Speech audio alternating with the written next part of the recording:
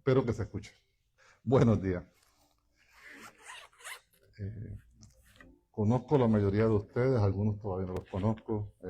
Mi nombre es Ismael y el pastor Ramón me pidió que viniera el día de hoy a compartir la palabra de Dios con todos ustedes. ¿Pueden sentarse, hermano? Para mí es un honor y un placer y una gran responsabilidad estar aquí junto con todos ustedes compartiendo la palabra.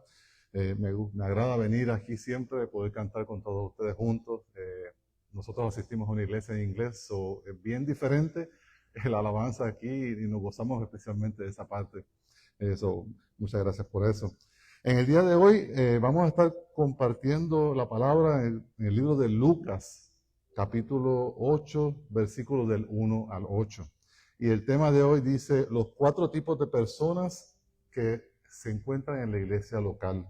Esa es la gran parábola del sembrador, una parábola que es muy conocida por la mayoría de todos nosotros, muy utilizada, pero lamentablemente a veces cuando las cosas son muy conocidas o son muy famosas, no las interpretamos correctamente.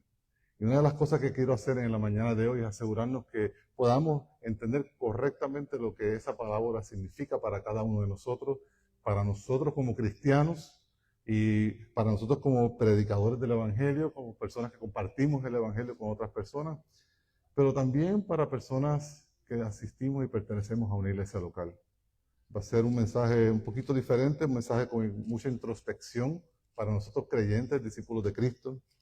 Espero que sea de bendición para cada uno de nosotros en esta mañana.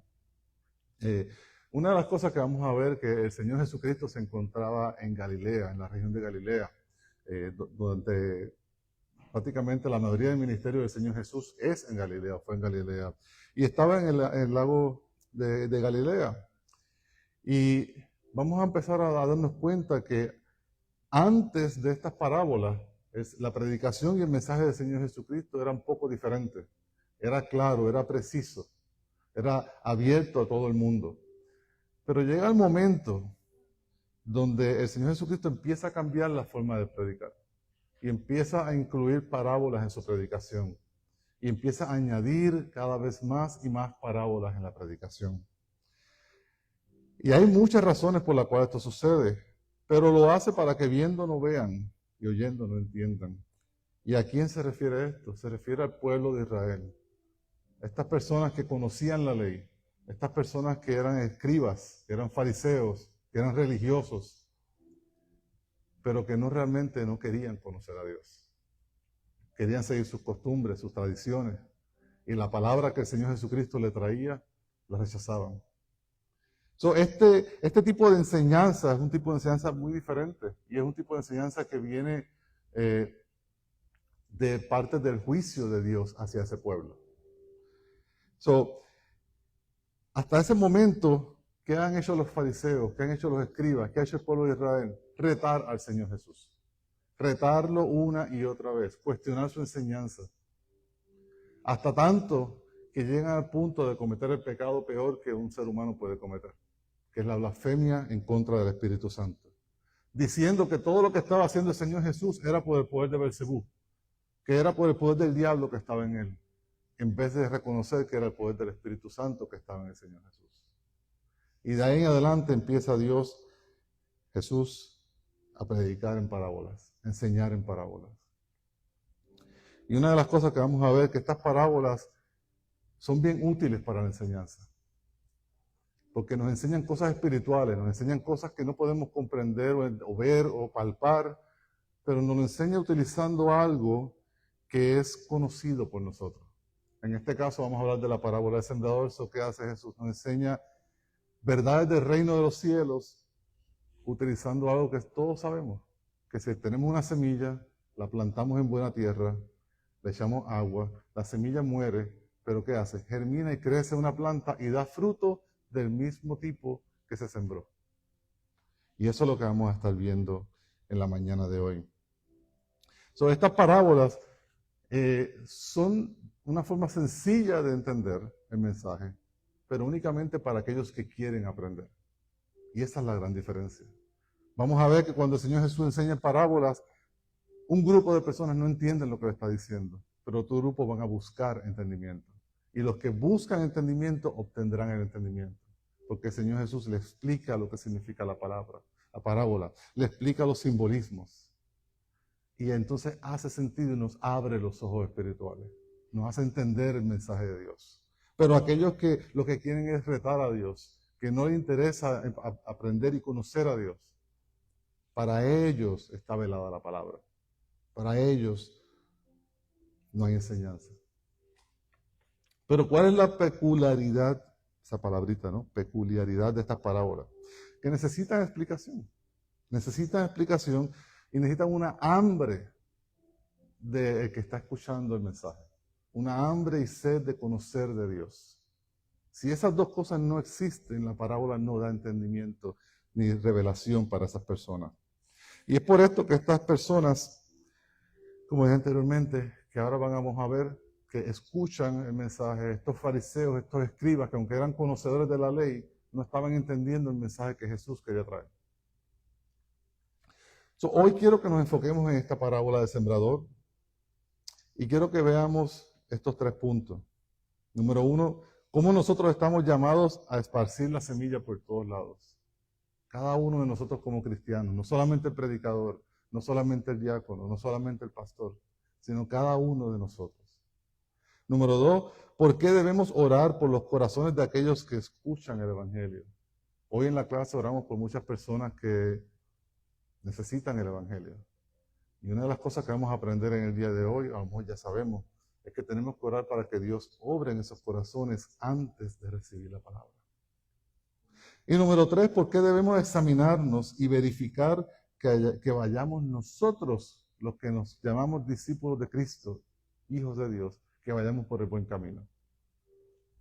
Esta parábola es una advertencia para las iglesias locales, una advertencia para nosotros y es un llamado de alerta que exige introspección y una respuesta.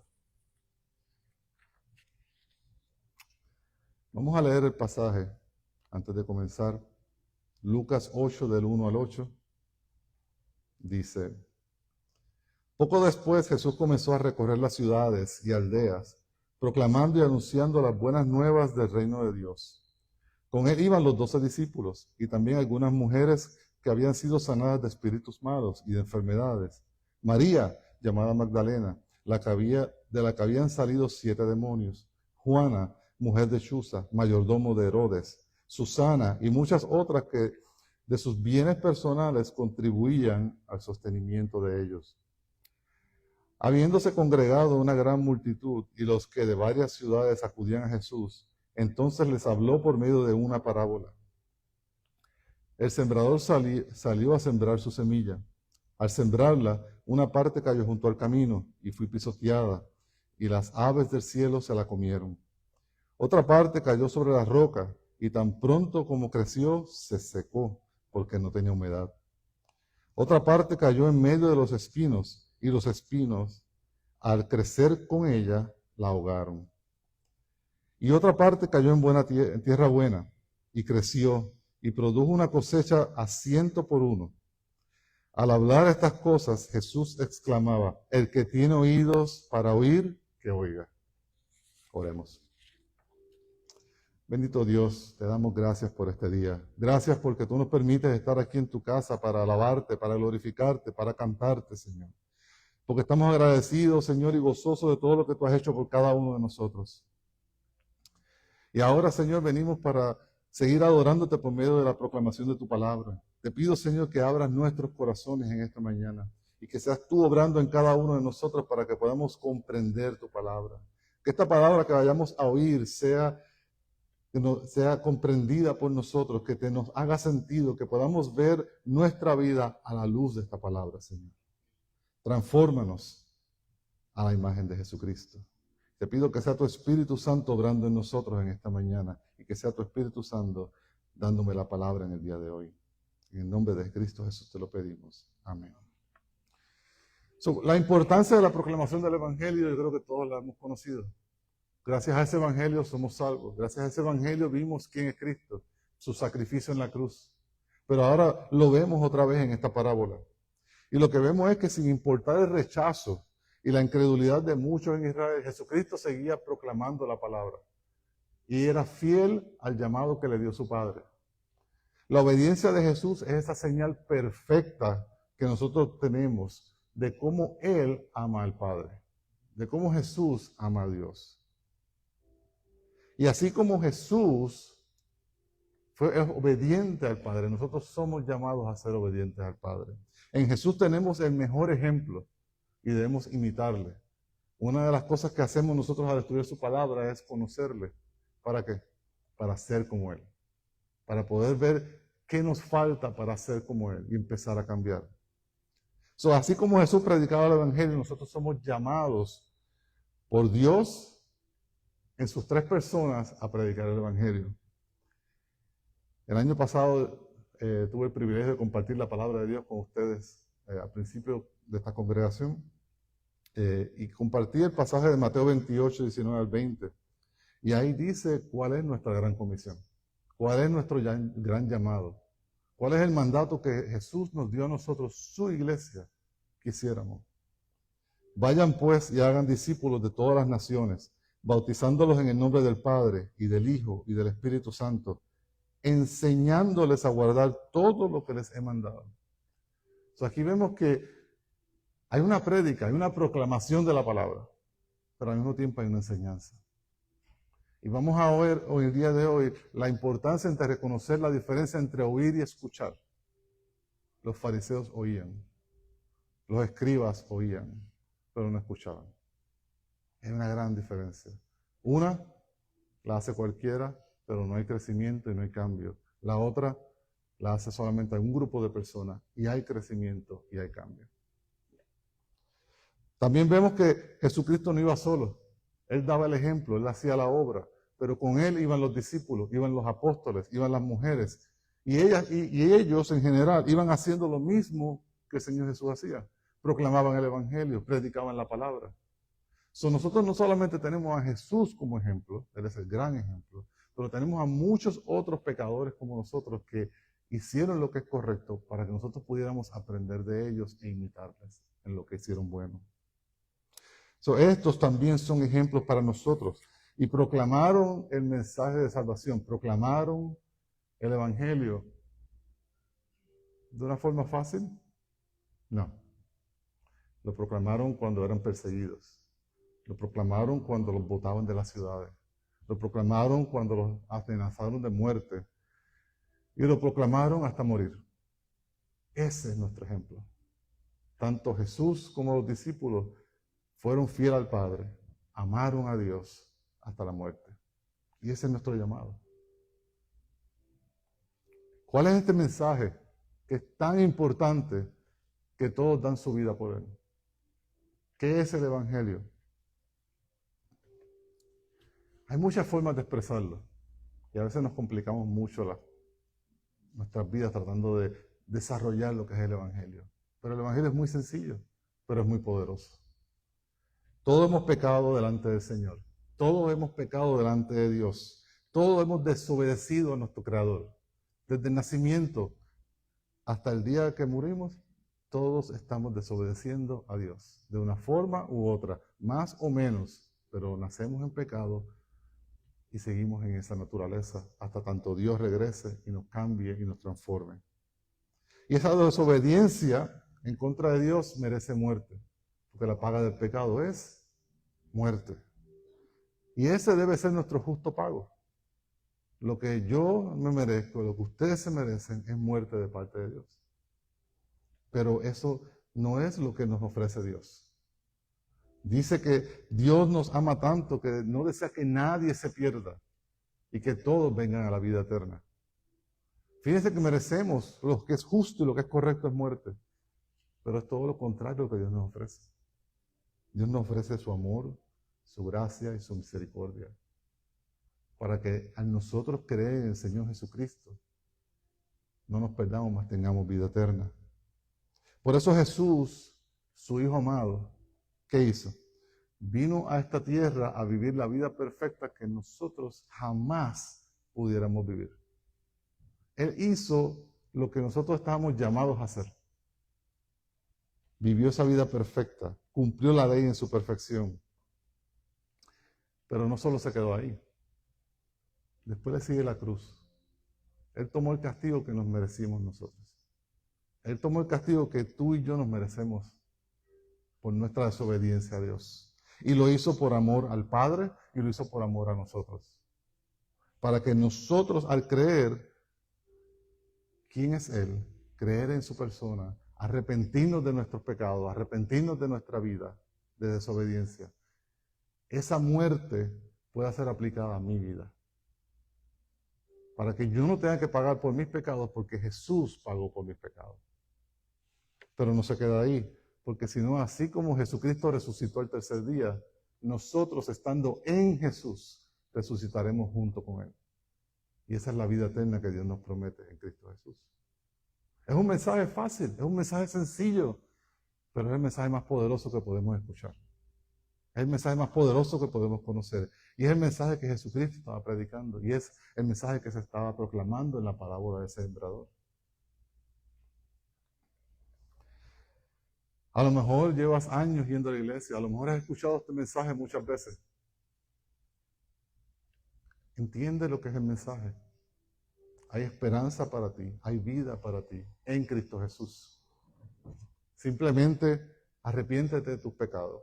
Reconoce que necesitas un Salvador y que reconoce que ese Salvador es Jesús, el Hijo de Dios, quien murió y vivió para ti. O a lo mejor ya eres salvo.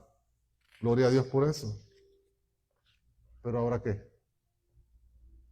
Ahora tenemos que nosotros compartir este mensaje, este evangelio con nuestros familiares, con nuestros vecinos, con nuestros compañeros de trabajo, con las personas en la escuela, en la universidad, donde quiera que Dios nos ponga. No importa si se burlan de nosotros, no importa si nos persiguen, no importa si dicen que somos ridículos. Nuestro mensaje es valioso e importante. Y todos lo necesitan, sin distinción de personas. Y hoy vamos a ver que el sembrador regó la semilla a todos lados. Tenemos 4 terrenos, ¿no? Porque el sembrador no discrimina, no hay excepción de personas, como dijo el hermano. Vamos a proclamar el mensaje a toda persona. Jesús en esta parábola nos quiere ilustrar el proceso y el resultado de compartir el evangelio. Y lo hace por medio de una parábola para que lo podamos comprender. ¿Qué podemos entender? Que para que podamos entender una verdad espiritual de una forma tangible para nuestra vida. En esta ilustración vemos varios simbolismos. El primero es la semilla. La semilla es el evangelio, es la palabra de Dios. Tenemos que regarla, tenemos que esparcirla a todos lados, sin distinción. El segundo es el sembrador. La palabra no nos dice exactamente quién es el sembrador, pero sí lo podemos inferir por el contexto. Podemos ver que es una persona que proclama la palabra, que conoce la palabra y que la quiere compartir con todo el mundo. Podemos decir que Jesús representa el sembrador, pero también podemos decir que nosotros como sus discípulos representamos el sembrador. Y esta semilla es el mensaje del evangelio que contiene la verdad. La verdad que Jesús es, que Dios nos revela y que el mundo desconoce. Somos salvos por la fe y no por obras. El hermano lo explicó muy bien esta mañana. Y eso lo dice la Biblia entera. Pero ¿cómo viene la fe?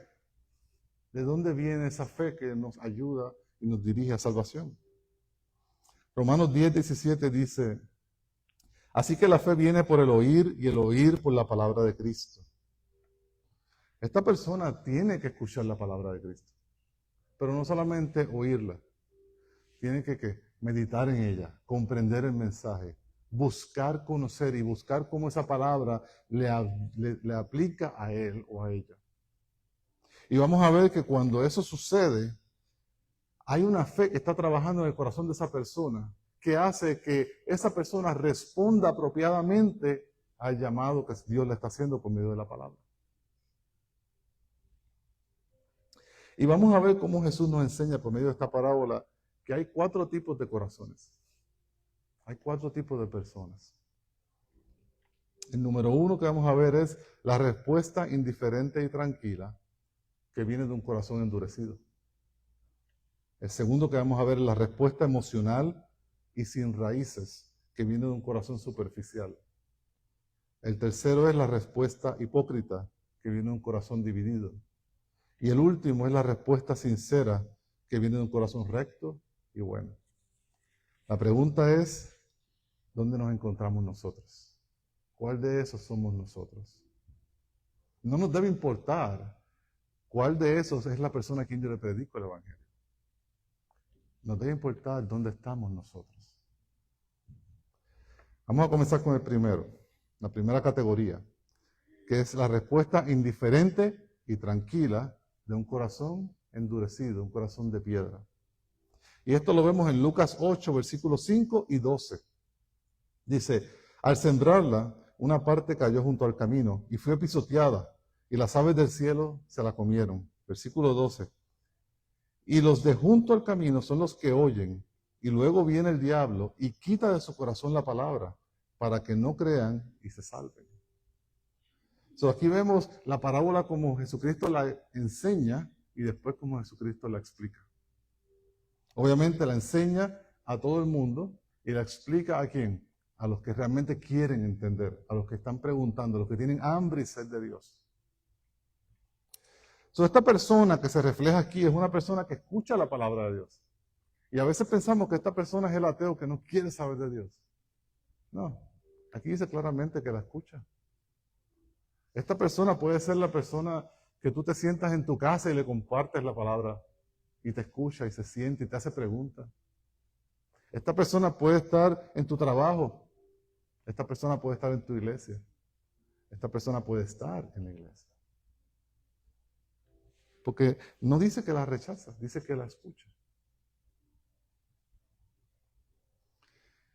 Está presente, pero al mismo tiempo está lejos.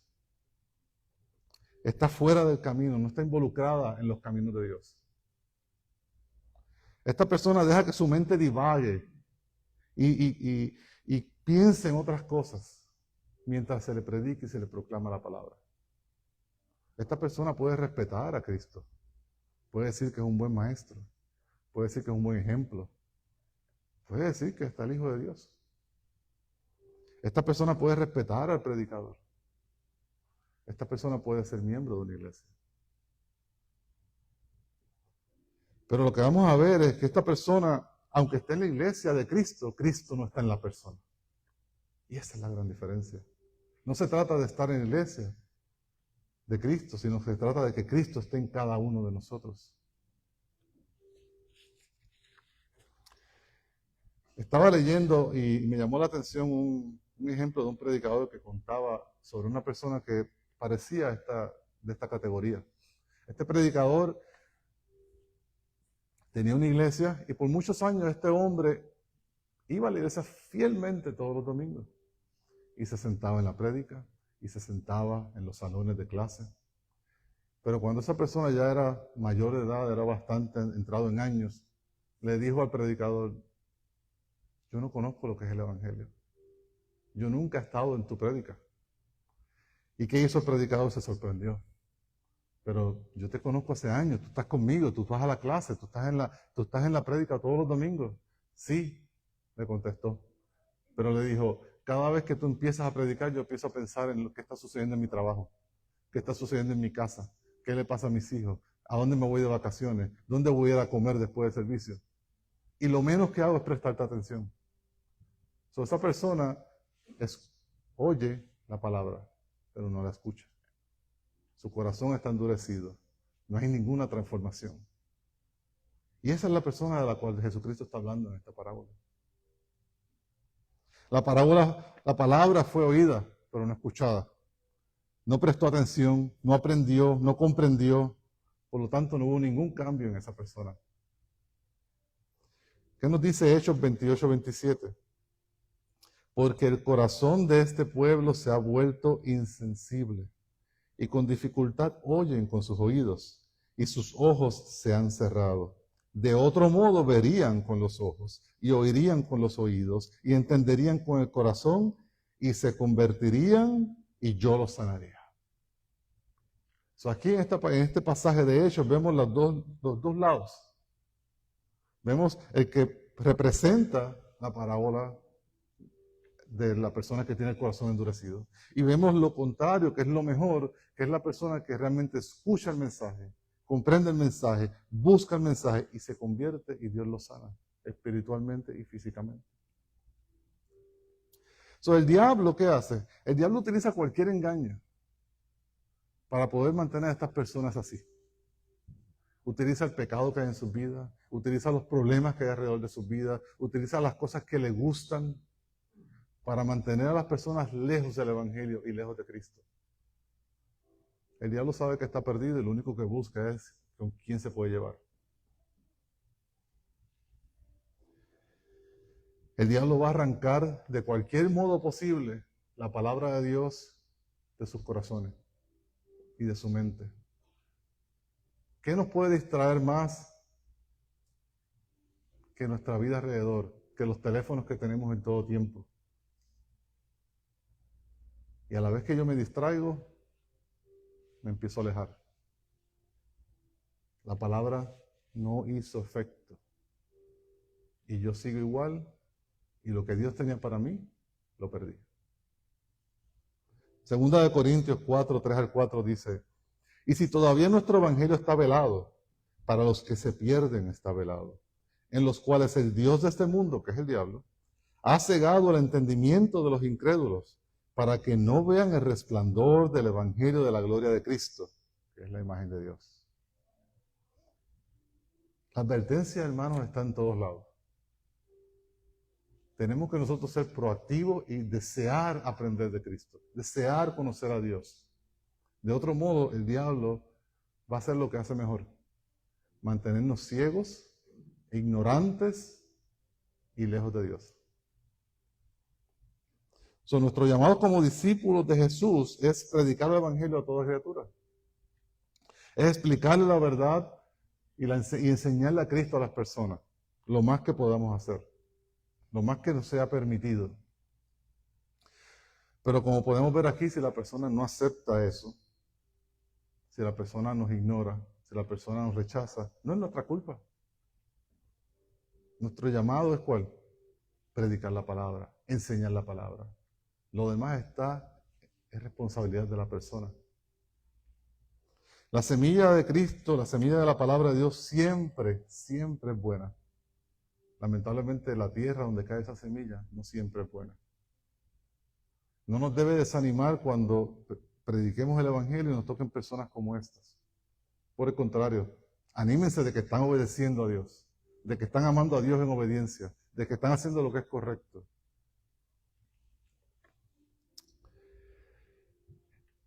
La segunda tierra que vemos en esta parábola es la respuesta emocional y sin raíces que viene de un corazón superficial.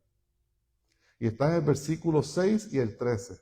Dice, otra parte cayó sobre la roca y tan pronto como creció, se secó porque no tenía humedad. 13. Aquellos sobre la roca son los que cuando oyen reciben la palabra con gozo, pero no tienen raíz profunda. Creen por algún tiempo y en el momento de la tentación sucumben. Este tipo de tierra es interesante porque cuando la vemos se ve que parece buena. Y ves un campo verde de pasto, pero cuando empiezas a escarbar un poquito, 1, 2, 3, 4 pulgadas, ¿qué te encuentras? Mucha piedra, piedras grandes, piedras pequeñas, empieza a mezclarse la tierra con la piedra. Y lo que parece bueno realmente no es bueno. Lo que parece que se puede plantar y hacer un sembradío de algo que dé fruto, no va a funcionar. Y dice que esta persona escucha la palabra y se entusiasma con ella. Se alegra, se goza. ¿Hemos visto gente así? Recibe la palabra, profesa su fe en Cristo y hace profesión delante del mundo. Dice aleluya, gloria a Dios y canta coros y canta alabanza y levanta sus manos. Pero sabemos que esta persona tiene un problema. Es una respuesta emocional. Es una respuesta hecha con su mente y no con un corazón listo para darlo todo por Cristo. Y ahí empezamos a ver la diferencia. No considera el costo de seguir a Cristo. No considera el compromiso y la relación de tener a Cristo. No considera el sacrificio de vivir una vida de fe. No considera el estudio de conocer a Dios. No considera el aprendizaje que es requerido para el proceso de santificación. No considera las horas y el esfuerzo que se requiere para ser un discípulo de Cristo. No se dedica a conocer a Cristo, a aprender de Cristo. Por lo tanto, no se arraiga a la palabra. Es la persona que viene los domingos y no toca una Biblia ni por equivocación en su casa. Porque es mucho trabajo leer la Biblia. Es la persona que no le interesa conocer a su Señor y a su Dios, pero vienen a la iglesia. A menudo estas personas reciben un evangelio aguado o ligero o liviano, un evangelio diferente, un evangelio enfocado en las emociones, en la prosperidad, en las promesas agradables de la Biblia, pero nunca, nunca, nunca se enfocan en las promesas que no son tan agradables que están en la Biblia.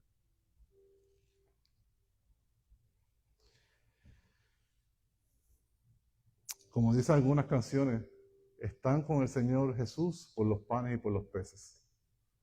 Pero el día que no hayan panes y peces, se acabó la relación.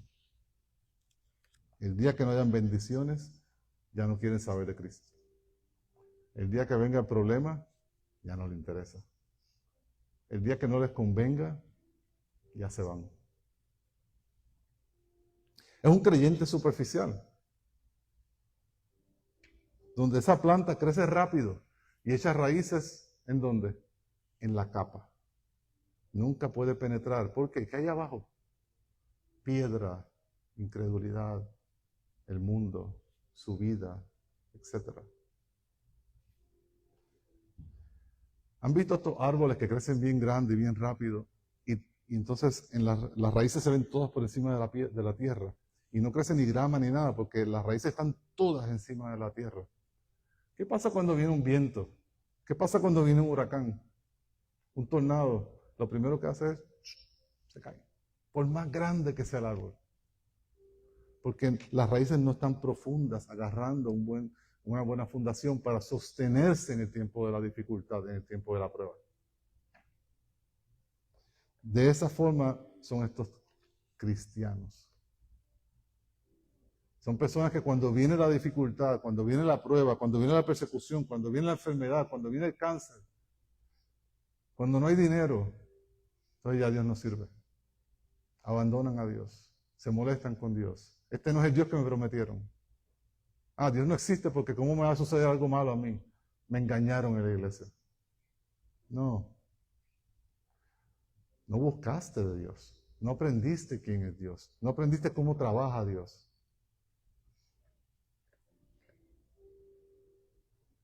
Se quedan con lo que ellos consideran una vida fácil, una vida cómoda, con menos dificultades.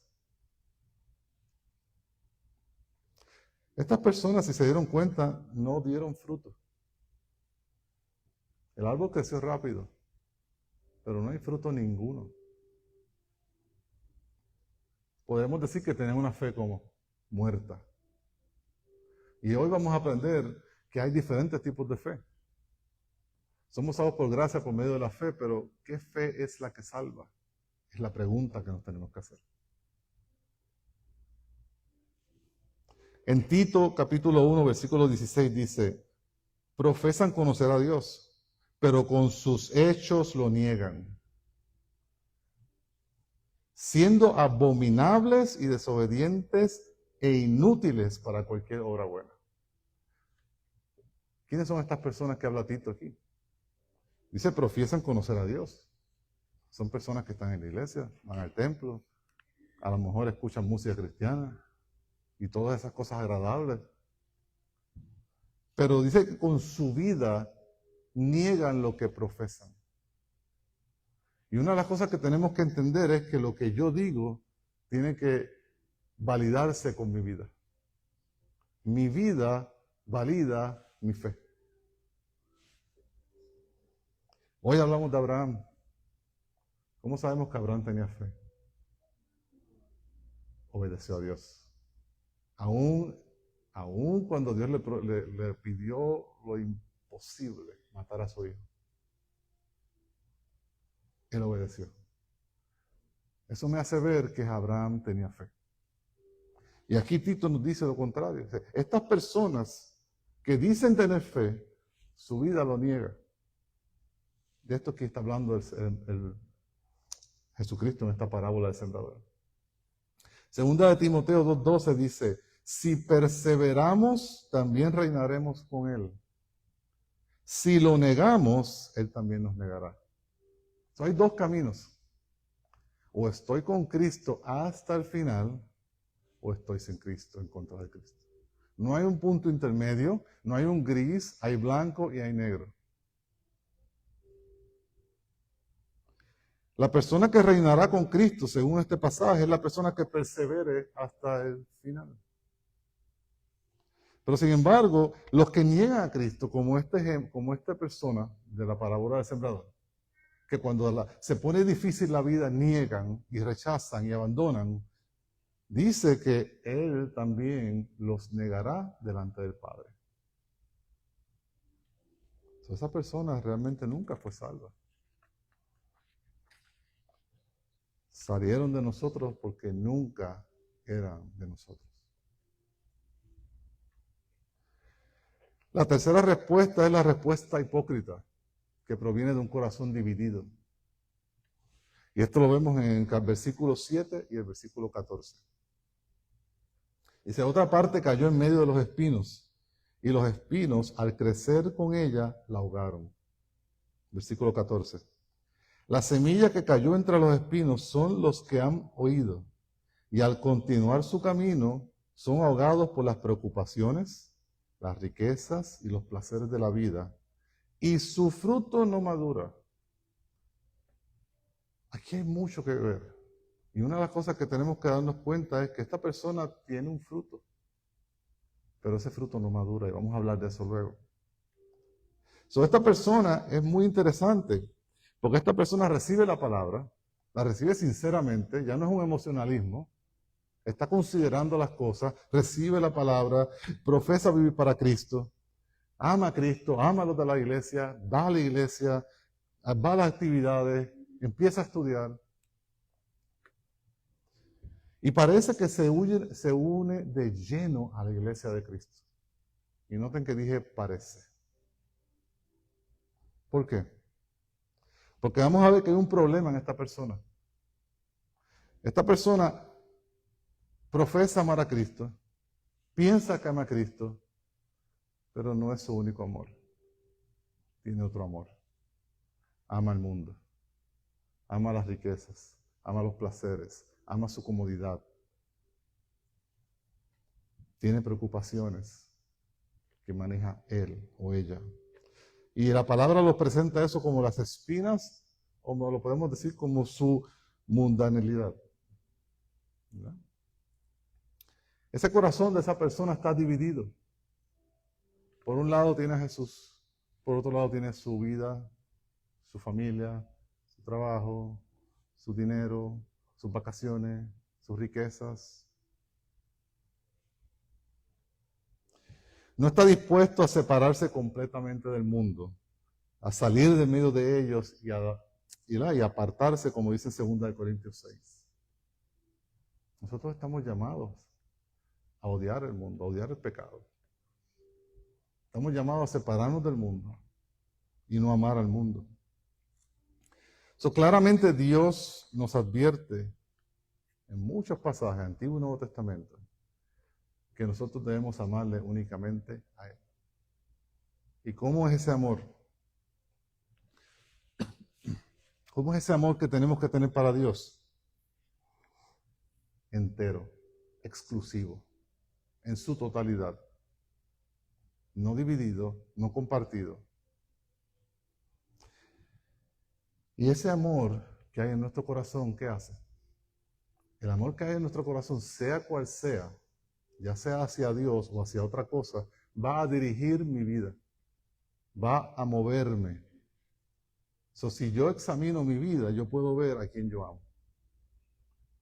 Si yo examino mis pasos, mis acciones, cómo muevo el dinero, cómo muevo mi tiempo, yo puedo ver a quién yo realmente amo.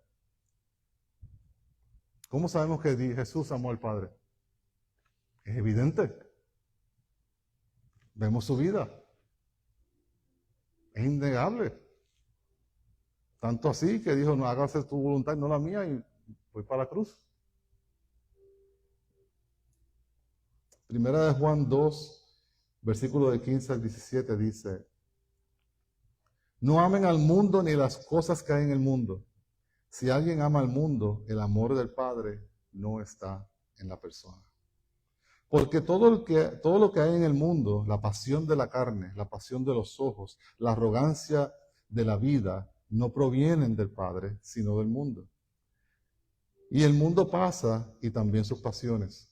Pero el que hace la voluntad de Dios permanece para siempre. Siempre la Biblia está compartiendo la idea entre la fe, el amor y nuestra vida que hace la voluntad de Dios. No podemos separar una o la otra. Van ligadas. Santiago 4:4 dice, oh almas adúlteras, ¿no saben ustedes que la amistad del mundo es enemistad hacia Dios? Hay uno o el otro, no podemos tener los dos. Por tanto, el que quiere ser amigo del mundo se constituye enemigo de Dios. No tienes que declarar que eres enemigo de Dios, simplemente ama al mundo y vívelo así. Automáticamente estás declarando con tu vida que eres enemigo de Dios. Si nosotros intentamos vivir una doble vida, como la persona de esta tierra, ¿no? El corazón dividido, que la tierra con espinos, intentando vivir para Cristo, pero al mismo tiempo viviendo para mis placeres, para lo que yo amo del mundo, ¿qué va a suceder? Número uno, te vas a engañar a ti mismo. Número dos, te vas a hacer daño a ti mismo y a los que están alrededor tuyo. Número tres, estás declarando que no amas a Dios y amas a ti y al mundo. El estar pendiente de las preocupaciones de esta vida, amando las riquezas, los placeres del mundo, solo te va a llevar a la muerte y a separarte de Dios. Fíjense qué sucede en esta tierra. La semilla nace, pero hay espinos. ¿Sabes qué? Todos nosotros teníamos espinos. Todos nosotros antes de venir a Cristo amábamos el mundo. ¿Cuál es la diferencia? Esta persona deja que los dos crezcan igual. No se dedica a quitar los espinos de su vida. No se dedica a sacar lo malo de su vida. No se dedica a estar en el proceso de santificación. Sino que deja que ambos amores crezcan. El cristiano de verdad va a ver esos espinos y los va a odiar. Le va a saber amargo. Le va a sacar lágrimas. Y a través del proceso de santificación que vamos a ver más adelante, esos espinos van a ser cortados, van a ser eliminados. El amor que tenía, por eso, ahora se convirtió en odio. Y simplemente va a amar a Dios. Pero esta persona deja que los dos crezcan. Ama a las dos cosas. Pero se está engañando a sí mismo. Porque una persona que hace eso no ama a los dos. Ama a uno y tolera al otro. Habla de que esa persona está llena de sus preocupaciones. En Lucas 12, 29 al 30 dice, ustedes, pues no busquen qué han de comer ni qué han de beber y no estén preocupados, porque los pueblos del mundo buscan ansiosamente todas estas cosas, pero el Padre de ustedes sabe que necesitan estas cosas. La trampa de la preocupación es horrible. Yo he pasado por ahí. El diablo hace que tú te olvides que es Dios quien está en control. Hace que tú te enfoques en tus problemas y dejes de ver a Dios. Hace que tú te encierres en ti mismo y no busques ayuda de tus hermanos y hermanas en Cristo. Y así sucesivamente hace que te alejes del Señor, como parte de los espinos, los deja crecer. También habla de las riquezas. Primera de Timoteo 6, 9 al 10. Pero los que quieren enriquecerse caen en tentación y en lazo, y en muchos deseos necios y dañosos, que hunden a los hombres en la ruina y la perdición. Porque la raíz de todos los males es el amor al dinero, por el cual, codiciándolos algunos, se extraviaron de la fe y se torturaron con muchos dolores. Fíjense que no dice que el dinero es malo. ¿Qué es lo que es malo? El amor al dinero. Y tenemos que empezar a dejar de ver el amor como un sentimentalismo. No hay ningún sentimiento en esto envuelto. Estamos hablando de que el amor dirige qué yo hago con mi vida. Si yo amo a mi esposa, ¿cómo lo demuestro? Honrándola, viviendo para ella, proveyéndole, haciendo todo lo que es bueno para ella. Si yo amo el dinero, ¿qué voy a hacer? Todo lo que yo pueda hacer para vivir, que mi vida tenga más dinero. Si yo amo a Dios, ¿qué yo voy a hacer? Voy a buscar de Dios, voy a conocer a Dios, voy a hablar con Dios, voy a ir a donde está el pueblo de Dios. El amor es una palabra que nos ayuda a entender dónde nuestro corazón está apuntando y cómo mi vida se va moviendo hacia eso que el corazón apunta. Y esto de las riquezas es otro engaño que el diablo utiliza para que, como dice aquí, se extravíen de la fe y peor aún, se torturan a sí mismos, se hacen daño a sí mismos. Y por último, los placeres. Menciona los placeres, dice 1 Timoteo 5, 6. Pero la que se entrega a los placeres desenfrenados, aún viviendo, está muerta. Vemos que hay muchas cosas en esta vida que nos separan de Dios. Todas estas cosas están en todos nosotros. En mi vida hay preocupaciones, porque la vida no es fácil. En la vida nosotros tenemos que estar pendientes del dinero, porque con qué voy a pagar la casa, las medicinas, doctores, la ofrenda para la iglesia, etc. Y también hay placeres, porque a todos nosotros nos agrada comernos algo delicioso, un descanso, unas vacaciones, compartir con amistades. La diferencia es en dónde está mi amor. ¿Yo vivo para esto o vivo para Cristo? Tenemos que empezar a examinar dónde está nuestro corazón.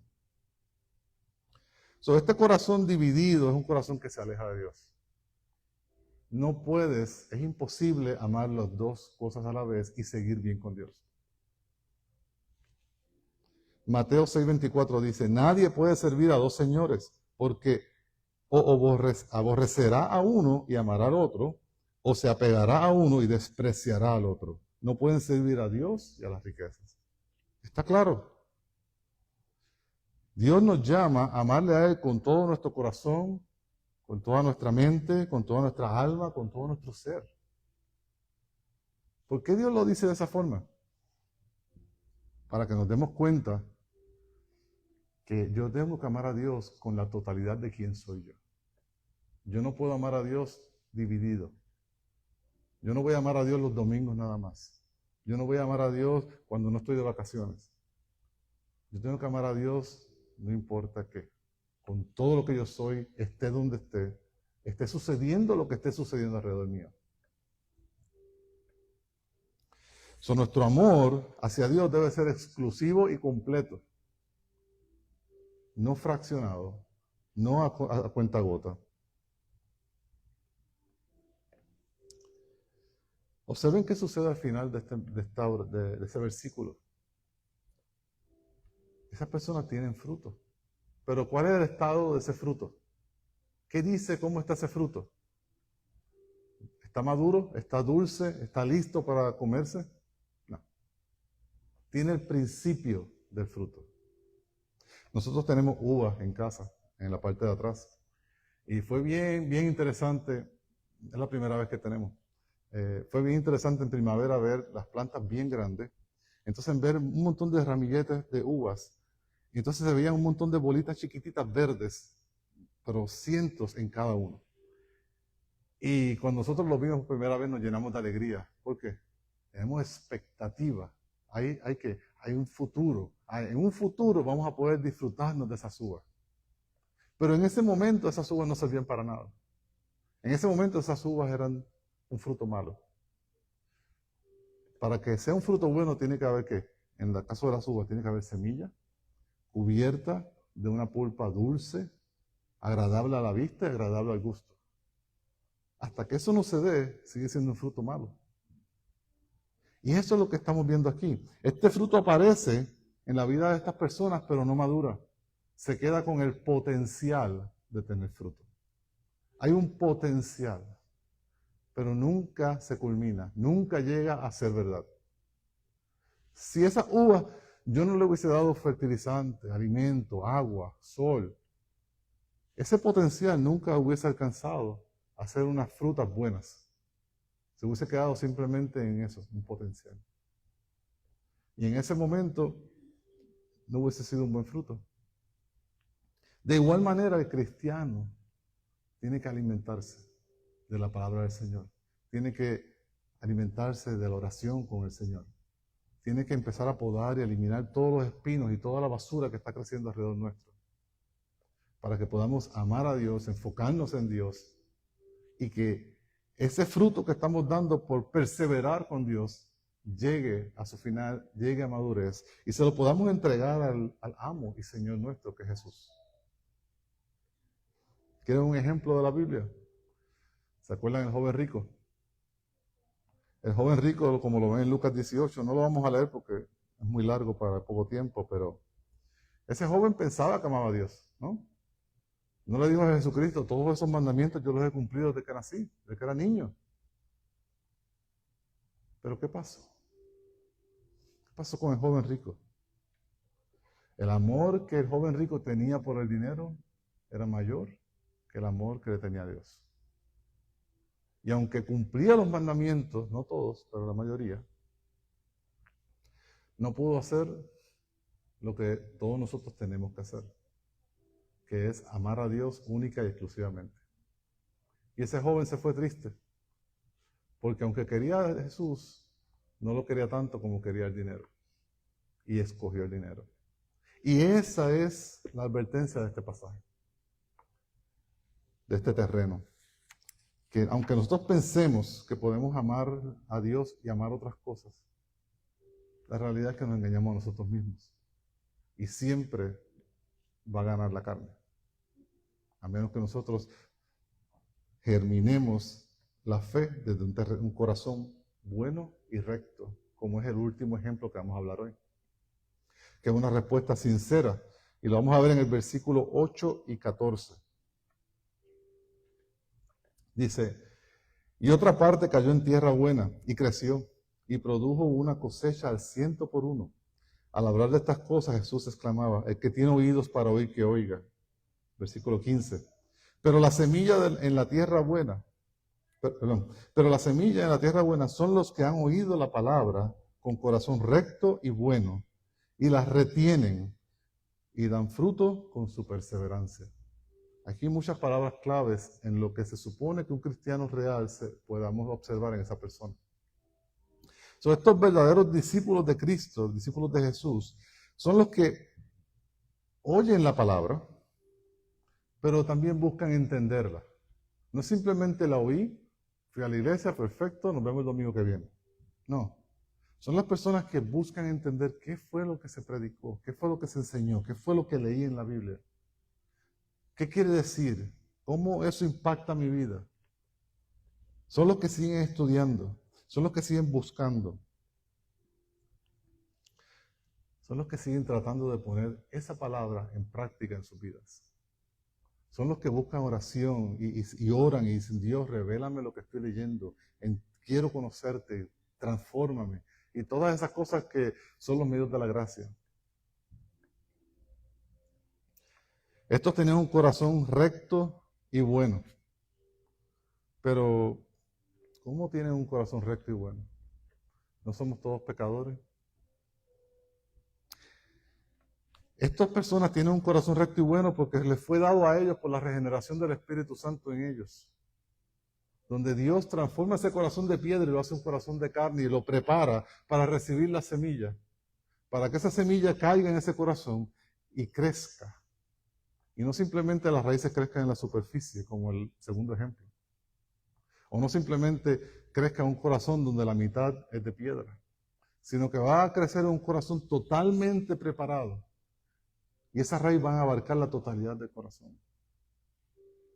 Por eso es que dice, en un corazón recto y bueno.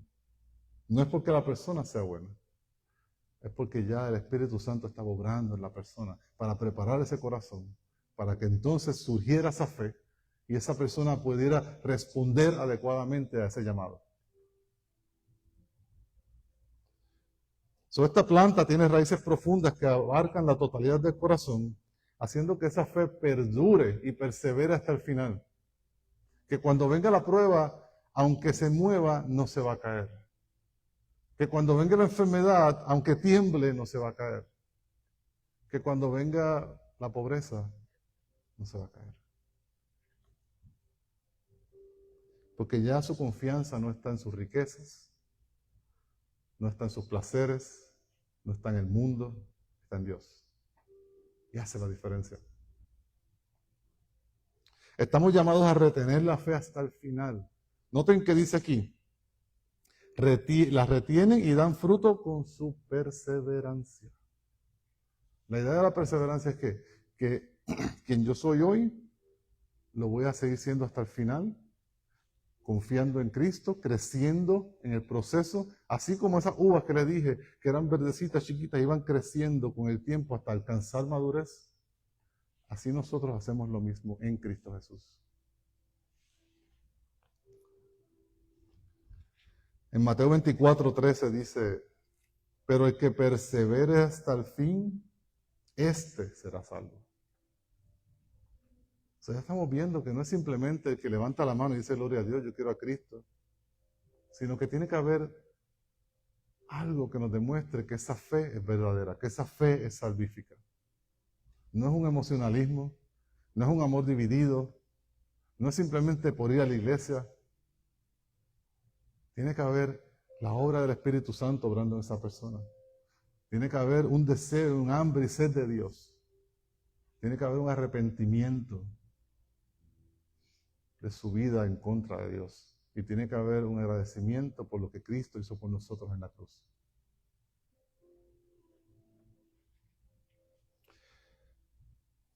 Para esa persona,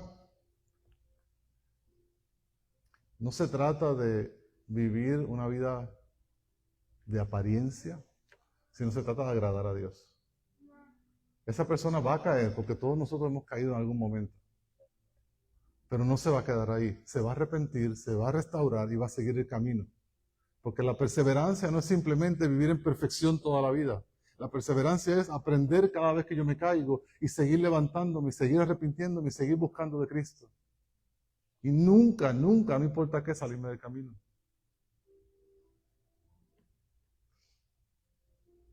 Perfecto solo Cristo.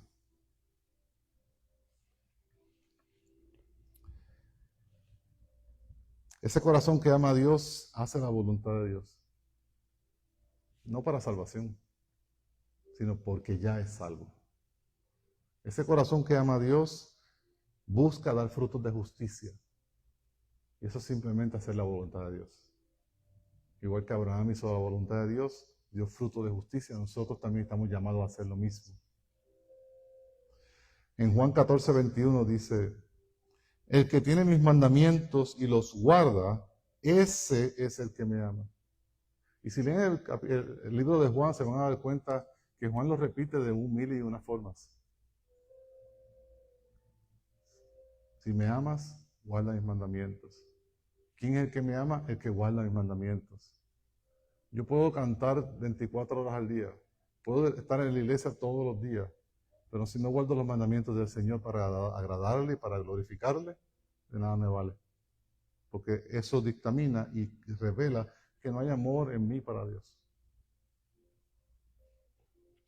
A nosotros estar en Cristo Jesús, perseverando en la fe, vamos a tener fruto.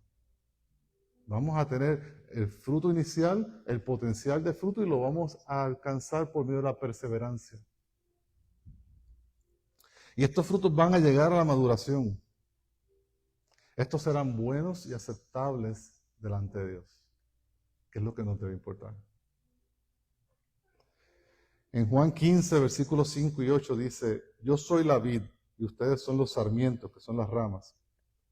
El que permanece en mí y yo en él, ese da mucho fruto, porque separados de mí nada pueden hacer.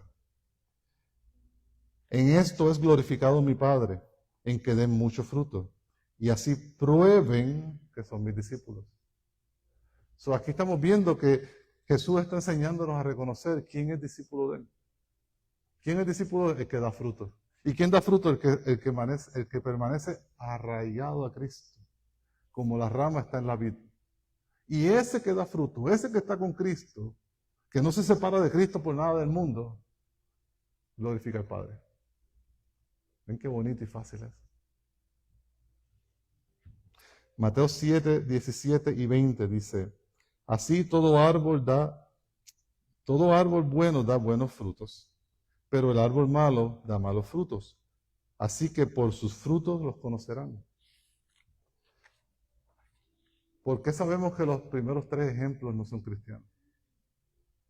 No hay buenos frutos. Tan sencillo como eso. El primero, ni siquiera creció la planta. El segundo creció, no hubo señales de fruto alguno. El tercero creció, hubo una señal de fruto, se murió antes que madurara. En otras palabras, no hubo fruto. Pero la cuarta tierra, esa sí dio fruto. Y dio fruto bueno, y dio fruto al 60 o al 100%.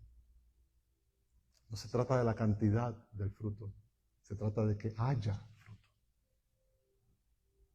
La cantidad de frutos, déjenselo a Dios. Dios tiene las obras para cada uno de nosotros, de acuerdo a la provisión que Dios nos ha dado a cada uno de nosotros. Pero tiene que haber fruto. Un cristiano sin fruto no existe.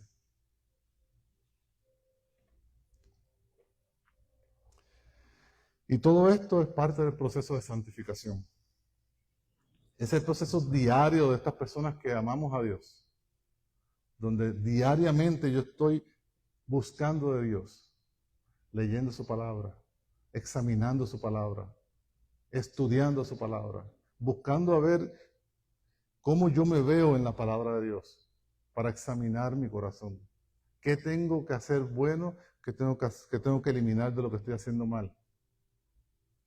¿Qué tengo que cambiar?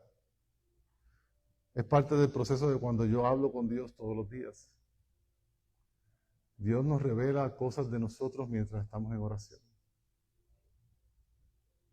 Dios habla a nuestras vidas. Es parte del proceso de venir aquí como hermanos y hermanas en Cristo y ayudarnos en ese proceso de crecimiento.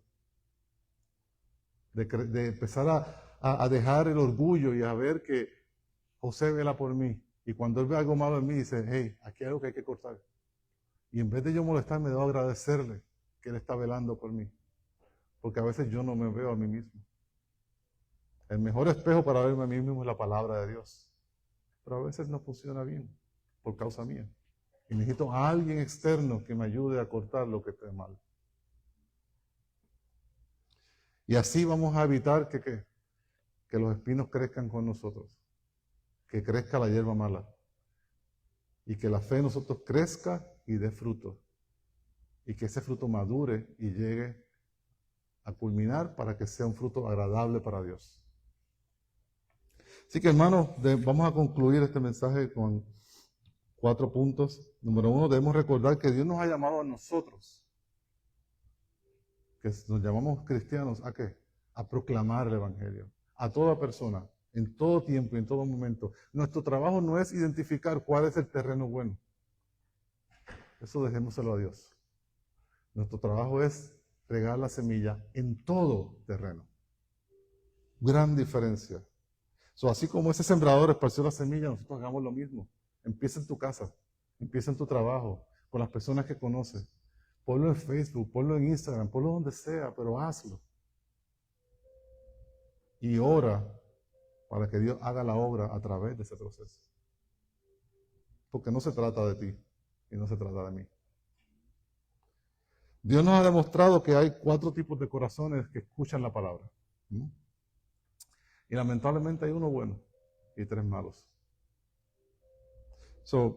Debemos orar para que sea Dios quien transforme esos corazones y los haga un corazón de carne, que quite lo que esté estorbando en ese corazón, para que cuando nosotros le proclamemos la palabra, le proclamemos el Evangelio, Dios haga la obra y Dios transforme esas vidas. Como le dije al principio, toda semilla es buena. El problema es la tierra. Yo no puedo cambiar la tierra de nadie, ni ustedes tampoco. Quien lo único lo puede hacer es Dios. So, debemos arrodillarnos y orar sin cesar por esas personas que necesitan el Evangelio, a quien nosotros le vamos a predicar el Evangelio, para que Dios prepare ese corazón. Nuestra confianza está totalmente en Dios. Y al final de esta parábola, Jesús nos llama a escuchar, nos llama la atención como iglesia. Dice, el que tenga oídos para oír, que oiga. Pero ¿por qué nos llama la atención? ¿Por qué esa advertencia, ese llamado de alerta? Porque nosotros debemos examinar nuestras vidas. Como vimos al principio, hay 4 corazones que representan 4 tipos de personas que escuchan el Evangelio, que pueden estar en esta iglesia ahora mismo, que pueden estar en cualquier iglesia. Y debemos nosotros estar seguros de quiénes somos. ¿Qué terreno hay aquí? Hay un terreno superficial, duro en lo profundo y una apariencia de santidad por fuera. Hay un terreno dividido donde le dedico cierta cosa a Dios y el resto es para mí y para el mundo. O hay un terreno fértil, preparado por el Espíritu de Dios para darle gloria a Dios. Fíjense que Dios nos dice, nos da clave de cómo hacerlo. Y habla de los frutos. Examinen su vida. Tómense el tiempo de examinar qué hacen con su vida todos los días. De las 24 horas, ¿qué hacen? ¿Cuánto le dedican a Dios? ¿Cuánto es para ustedes y sus placeres? ¿Qué hacen con su dinero? ¿Cuánto le dedican a Dios? ¿Qué hacen con las Biblias? ¿Cuántas veces oran? ¿Cuánto buscan de Dios? Cuando se reúnen con sus amistades, ¿cuánto tiempo pasan hablando de Dios? Ve con un hermano o una hermana, dile, ayúdame a examinarme. Alguien que te conozca, obviamente. Ayúdame a examinarme, ¿qué tú ves mal en mí? Y arriésgate. Da ese paso de fe. No es fácil. Pero cuando te empiezan a señalar las cositas, duele. Pero es mejor cortar eso que no es agradable a Dios ahora que llegar al final y darte cuenta que nunca fuiste salvo. Busca a Dios. Recuerden que Dios nos llama a examinar nuestras obras. Lo vemos en Santiago 2, 24 al 26. Dice, ustedes ven que el hombre es justificado por las obras y no solo por la fe. Y de la misma manera, ¿no fue la ramera Rahab también justificada por las obras cuando recibió a los mensajeros y los envió por otro camino?